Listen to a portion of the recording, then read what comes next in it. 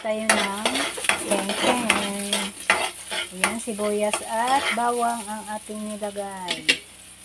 Tapos, lagyan natin ng, ito muna ang unahin natin yan guys. Ayan. Yan guys, yung sinid guys ang ating inauna. Adobo natin siya guys. Mayroon akong ayan, chicken leftover. Gagamitin natin siya dyan. Yan guys, nilagay na natin yung chicken.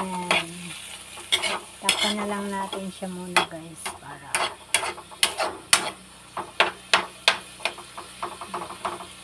palutuin muna natin yung tangkay ng kangkong.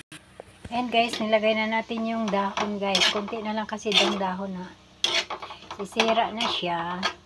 Kaya yan, ginagawa natin ng paraan para maging maulam na ulit. Ayan na guys, luto na siya guys. Ayan.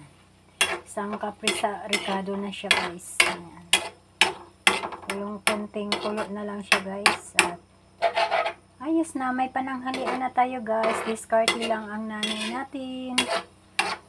Yan lang ang ating budget ngayong araw na ito, ha? Yan lang guys. Thank you for watching. Aya Art. Bye bye. Mwah, mwah, mwah.